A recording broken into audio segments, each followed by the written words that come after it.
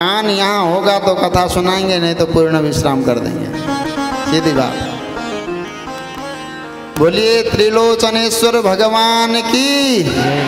अब सीधा तार यहाँ मिले, नहीं तो भाई चलेगा नहीं काम। जिनके श्रवण समुद्र समान, जिसने परम पवित्र भाव से भगवान की कथा को सुनना प्रारंभ कर दिया हो, उसी का जीवन परम पवित्र हो सकता है। सज्जनों, आज तक भगवान की परम पवित्र कथा में आपको केवल भगवान के स्वरूप से प्रेम करने युक्त बातों को ही बताया गया। अब आप लोग थोड़े सावधान हो जाओ। भगवान की कथा आपके समस्त प्रकार के व्यथा को समाप्त करने वाली है। भगवान शंकर के प्रत्येक अंग में सूर्य चंद्रमा आदि समस्त देव विराजमान हैं और भगवान का ये परम पवित्र स्वरूप शब्दमय है। ये शैव भागवत भगवान का साक्षात स्वरूप है। आप लोगों ने जिन वर्णों को अ आ ए ओ रे रे ए ऐ ओ औ अम अह और क से ज्ञा तक जितने अक्षर पढ़े हैं, इसमें भगवान का परम पवित्र स्वरूप विद्यमान है।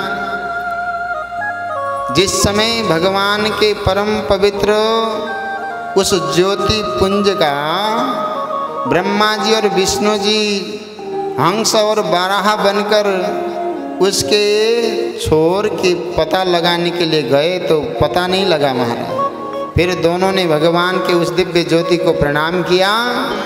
प्रणाम करने के बाद में सबसे पहले ब्रह्मा और विष्णु भगवान ने भगवान के दक्षिण भाग में अकार का दर्शन किया, उत्तर भाग में उकार का दर्शन किया, मध्य भाग में मकार का दर्शन किया और भगवान के उस उत्तर मध्य और दक्षिण उत्तर और मध्य भाग का जो भाव है अ ओ म, ये परम पवित्र नाद शब्द का दर्शन किया। इसलिए भगवान को शब्द ब्रह्म कहते हैं। देखो, एक अर्थ में अकार माने भगवान शंकर, उकार माने भगवती पार्वती, मकार माने दोनों का तादात्म्य स्वरूप, उसी का ओम तत्व है। और आपने आज त्रिलोचनेश्वर भगवान का परम पवित्र भाव अस्यै प्राणा प्रतिष्ठन्तु अस्यै प्राणा क्षरन्तु च, इस प्रकार से प्राण प्रतिष्ठा किया। तो अब आप भगवान त्रिलोचनेश्वर के मंदिर में प्रत्येक दिन आकर सहसा ओम शब्द को श्रद्धा के साथ जप करते हो, तो भगवान का वास्तविक स्वरूप जो है, जो यहाँ पर विद्यमान है, वही आपके चित्त में विद्यमान रहेगा। और उसके बाद भगवान के परम पवित्र उस अग्निस्तंभ के परम पवित्र भाव में प्रणव के एक अक्षर अकार से जगत के बीज भूत ब्रह्मा हुए, उसके एक अक्षर से उकार से परम कारण रूप हरि का बोध हुआ और मकार से भगवान शंकर का बोध हुआ। इसलिए कहते हैं एकाक्षरा दकाराख्यात भगवन बीजकुंडजः, एकाक्षरा दुकाराख्यात हरि परम कारणम। प्रणव के आकार में ब्रह्मा जी हैं, प्रणव के उकार में विष्णु जी हैं, प्रणव के मकार में भगवान शिव हैं। इसलिए अ उ म ओम शब्द ब्रह्मा विष्णु महेश तीनों का द्योतक है महाराज। इसी प्रकार से भगवान शंकर ही अ उ म इन तीनों रूपों में वर्णित हैं। एवं ओमो ओमीति प्रोक्तव्यम इत्याहुर यजुषांबरा। यजुर्वेद के श्रेष्ठ मंत्रों का कथन ऐसा है कि वो साक्षात ओम भगवान सदाशिव ही हैं। और विष्णु ने ब्रह्मा जी के साथ एक सुंदर रूप देखा। उसी ओमकार के परम पवित्र परिधि में पंचवक्त्रम दशभुजम गौर कर्पूर वनमुखे नाना कांति समायुक्तम नाना भूषण भूषितम, वो रूप 5 मुख और 10 भुजाओं से अलंकृत था। और भगवान शंकर जी प्रसन्न होकर उसी पंचमुख से अपने शब्दमय रूप को प्रकट करते हुए हंसने लगे। महाराज दिव्यम शब्दमयम रूपम आख्याय प्रहसन स्थितः। अब देखो, जो आकार है भगवान भोलेनाथ का मस्तक है और आकार भगवान का ललाट है, ईकार भगवान का दाहिना नेत्र है और दीर्घ इकार भगवान का बायां नेत्र है। इकारो दक्षिणम नेत्रम इकारो वामलोचनम, उकार को भगवान का दायां और दीर्घ उकार को भगवान का बायां कान समझो। उकारो दक्षिणो श्रोत्रम उकारो वाम उच्यते और ऋकारो दक्षिणम तस्य कपोलम परिवेष्टित। ऋकार उनका बायां कपोल है और री ये नासिका के दोनों छिद्र हैं। ओकार और औकार उनकी नीचे की 2 दंत पंक्तियां हैं। हम अह उन देवादिदेव शूलधारी भगवान शंकर के तालु स्थान है। महाराज इसी को भगवान के परम पवित्र रुद्रावतार श्री पाणिनि भगवान ने अपने परम पवित्र व्याकरण में इनको आभ्यंतर और बाह्य प्रयत्न के नाम से हम आपको दिया। अब इस विषय में जाऊंगा तो बड़ा गहरा है, फिर केवल अक्षर को जानो। ओकारश्च तथैकारो दंत पंक्ति द्वयम क्रमात् अमस्तु तालुनी तस्य देव देवस्य शूलिनः। क ख ग घ ङ ये 5 अक्षर भगवान के दाहिने 5 हाथ हैं और च से लेकर यहाँ पर्यंत भगवान सदाशिव के 5 हाथ हैं। तादि पंचाक्षरम पादास्तादि पंचाक्षरम तथा ट ठ ड ढ अण और त थ द ध न ये भगवान भोलेनाथ के 5 अक्षर पैर हैं। पकार भगवान का पेट है, फकार दाहिना पार्श्व है, बकार बायां पार्श्व है, भकार भगवान सदाशिव का कंधा है, मकार भगवान महादेव का हृदय है। मकारो हृदयम शंभोर महादेवस्य योगिनः। य र ल व स और स ये 7 अक्षर भगवान शंकर के 7 धातुएं हैं। एकारादि सकारांता विभोर्वै सप्त धातवः। उसी प्रकार हकार भगवान की नाभि है, क्षकार को नासिका कहा गया। निर्गुण एवं गुण स्वरूप परमात्मा के शब्दमय रूप को भगवती उमा सहित ब्रह्मा और विष्णु ने देखकर कृतार्थ हो गए। और इस परम पवित्र भाव में मैं ये बात आपको क्यों कह रहा हूं, भगवान भोलेनाथ ओमकार जनित शुद्ध स्फटिक के मणि के समान सुंदर 38 अक्षरों वाले मंत्र का साक्षात्कार करते हैं। शुद्ध स्फटिक संकाशम सुभाष्ट त्रिमदशक्षरम, वो 38 अक्षरों वाले मंत्र का साक्षात्कार करते हैं। संपूर्ण धर्म और अर्थ के साधक हैं। और 4 कलाओं से युक्त श्रेष्ठ हैं, 24 अक्षर और 4 कलाओं से श्रेष्ठ हैं। पंचाक्षर मंत्र 8 कलाओं से युक्त है। अथ पंचशितम मंत्रम कलाष्टक समायुतम। सज्जनों, ये भगवान के प्रत्येक अक्षर भगवान का स्वरूप है। शिव पुराण की कथा अत्यंत गहन है। भगवान भोलेनाथ के शिव तत्वों से अतिरिक्त इस संसार में कुछ भी नहीं है। यहाँ जो कुछ भी आप देख रहे हो भगवान शंकर की कृपा से ही रचना की गई है। यहाँ आप और हम जो बोलने की शक्ति रखते हैं वो भी भगवान शंकर की कृपा के द्वारा ही है। जिन कानों के माध्यम से जो कुछ भी हम सुन पा रहे हैं ये सब भगवान शंकर की कृपा से है। जिन चित्त के द्वारा अनेक प्रकार के भावों का चिंतन हम कर पा रहे हैं ये भी भगवान शंकर की कृपा से ही है। जो कुछ आप और हम यहाँ देख पा रहे हैं ये सब देखने की शक्ति भी भगवान शंकर की ही है। जो कुछ कर्म आप और हम सब कर रहे हैं ये भी भगवान की परम पवित्र कृपा के द्वारा ही संभव है। एक एक अक्षर भगवान का अंग है। एक एक श्वास भगवान के परम पवित्र भाव में बहने वाले प्राण हैं। यस्य निःश्वसितं वेदाः, ये वेद भगवान के प्राण हैं। और आप सबने उस परम पवित्र स्वरूप को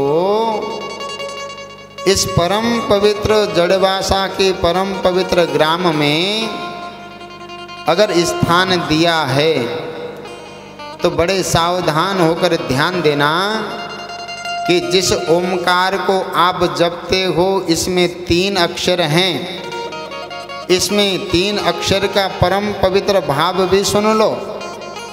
अकार भगवान के परम पवित्र भाव में रहने वाले ब्रह्मा जी हैं। उकार भगवान के परम पवित्र भाव में रहने वाले विष्णु जी हैं।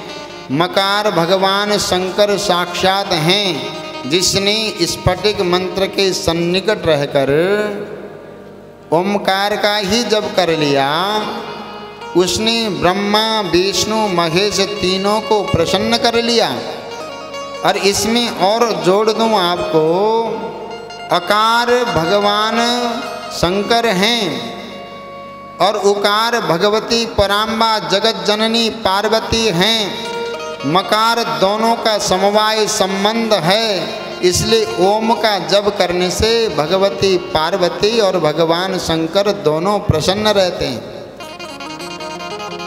और तीसरे अर्थ में कह दें, ओमकार जो शब्द है भगवान का निराकार स्वरूप है और नमः शिवाय ये भगवान का साकार स्वरूप है, जिसने स्फटिक मंत्र के सन्निकट आकर बड़े प्रेम से सद्भाव से निष्कपट भाव से ओम नमः शिवाय इस षडाक्षर मंत्र का जप कर लिया।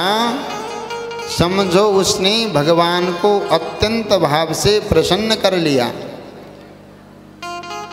यह शिव पुराण की कथा में प्रत्येक भाव में भगवान का स्वरूप आपके चित्त में बैठ जाए, इसी का प्रबल प्रयत्न भगवान वेदव्यास जी ने किया है महाराज। इसलिए आपको सदैव भगवान के स्वरूप को चित्त में धारण करने का ही प्रयत्न करना चाहिए। मेरी एक बात ध्यान देना, मैं आपसे करबद्ध निवेदन करता हूँ, जिस प्रकार से लोभी व्यक्ति धन की कामना के लिए, धन की प्राप्ति के लिए परम सावधान रहता है, इसी प्रकार से भक्त को भी भगवत प्राप्ति के लिए प्रत्येक क्षण सावधान रहना चाहिए, प्रति पल सावधान रहना चाहिए।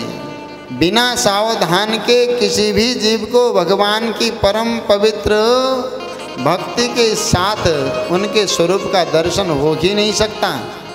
मन से सावधान रहो, वाणी से सावधान रहो, चित्त से सावधान रहो, नेत्र से सावधान रहो, बुद्धि से सावधान रहो, अपने कर्ण रंध्रों से सावधान रहो और अपने कर्म से सावधान रहो। प्रत्येक पल प्रत्येक क्षण जो जीव भगवत प्राप्ति के लिए सावधान है, जिसने अपने मन बुद्धि वाणी नेत्र कर्ण विवर को पवित्रतम कर लिया हो, वही भगवान का वास्तविक भक्त है महाराज। अब सुनो सज्जनों, कथा के मूल मर्म में जाएं तो आपने भगवान की परम पवित्र भाव में सुना कल कि ये शरीर नाशवान है और जड़वासा का ग्राम तो ऐसा है महाराज, गांव बाद में आता है, शमशान घाट पहले आता है। और प्रत्येक व्यक्ति जब जड़वासा के ग्राम में प्रवेश करता है तो पहले शमशान के दर्शन होते हैं, और शमशान के दर्शन शुभ भी हैं कि अपने वास्तविक अस्तित्व का बोध होता है वहाँ कि हमारी क्या हैसियत है, हमारी कीमत क्या है। वहाँ 5 मिनट बैठ के देखना और किसी को जलते हुए देखना तो और आनंद मारे। और सोचना उसका अभिमान किस प्रकार से जल रहा है, उसका अहंकार किस प्रकार से जल रहा है। जिस धन के लिए पल पल तड़पता रहा, उसका वो लोभ कहाँ जल रहा है। प्रत्येक व्यक्ति के साथ अनेक प्रकार के क्रोध करता रहा, वो क्रोध कैसे जल रहा है। नाना प्रकार के छल छद्म करता रहा, वो छल छद्म किस प्रकार से जल रहा है। एक बार चिंतन करना सज्जनों, जलते हुई उस पार्थिव शरीर को, उस चिता को देखकर जिस व्यक्ति को आपने बड़े करीब से सन्निकट देखा हो, उस व्यक्ति के परम पवित्र भाव में मैं आपको कह दूं कि इस संसार में प्रत्येक व्यक्ति, प्रत्येक प्राणी, प्रत्येक मनुष्य जिन जिन वस्तुओं का रूप धारण करता है, अहंकार का, अभिमान का, छल का, कपट का, प्रतिशोध का, क्रोध का, नाना प्रकार के लोभ का, मोह का, जिस दिन उसके पांच भौतिक शरीर से प्राण चले जाते हैं, प्राण रूपी पक्षी उड़ जाते हैं, उस समय उस चिता में जलते हुए उस पार्थिव देह को आप देखो तो उस पार्थिव देह में कुछ भी रहता नहीं है। वास्तव में इस शरीर की कीमत इतनी ही है। मुझे तो जड़वासा ग्राम के इस परम पवित्र भाव में प्रवेश करते ही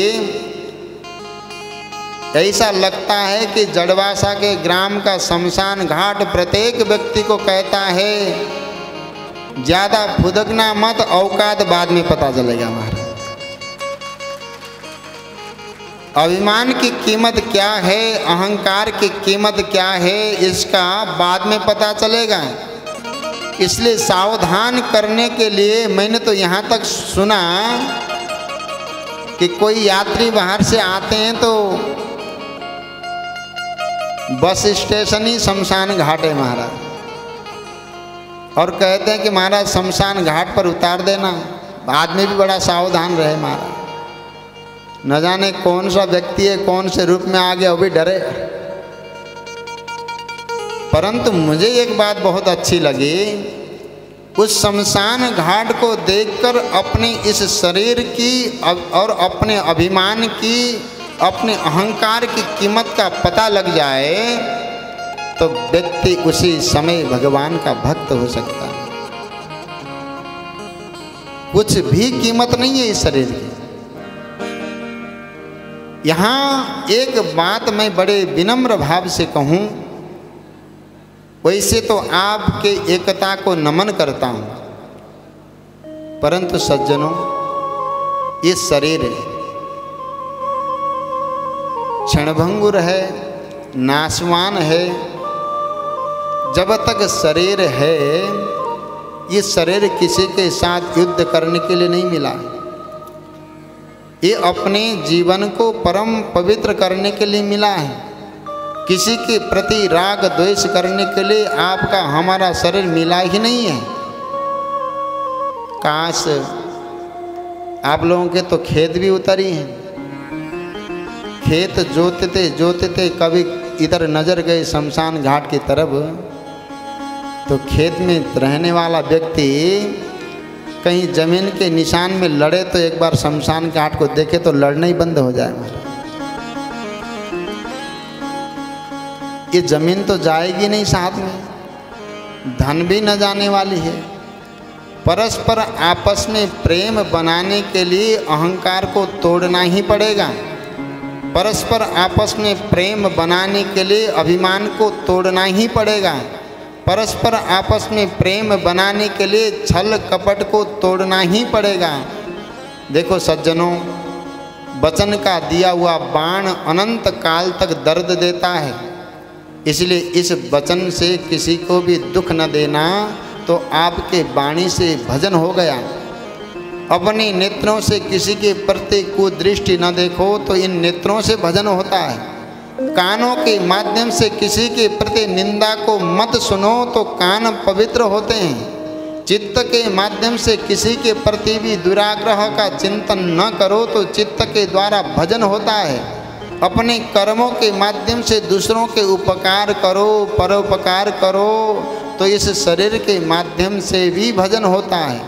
ये भजन का मूलभूत तत्व है कि हम प्रत्येक वस्तु को पवित्र रखें। मंदिर में जाकर अनेक प्रकार के पाठ करके चित्त में बड़े बड़े पापों को जिसने रखा है, वो भगवान का भक्त कभी नहीं बन सकता। मंदिर में प्रत्येक दिन आरती करके लोभ को जिसने धारण किया, समझो उसने चराचर जगत के समस्त जीवों के पाप को धारण किया। इसलिए सज्जनों, भगवान की कथा सुने हो तो मैं जड़वासा के समस्त ग्रामवासियों से यही निवेदन करूँगा कि जब आपके सत्कर्म पल्लवित हो जाएं, तो आपके पूर्वज आपके कर्मों को देखकर प्रशंसा करने लगें कि मेरे कुल में ऐसे पवित्र आत्मा का जन्म हुआ, आज मेरा कुल धन्य हो गया, कहकर आपके पूर्वज आपकी भूरी भूरी प्रशंसा करें। ऐसा सत्कर्म इस कथा सुनने के बाद आप लोग करना महाराज। सदैव परम पवित्र भाव में अपने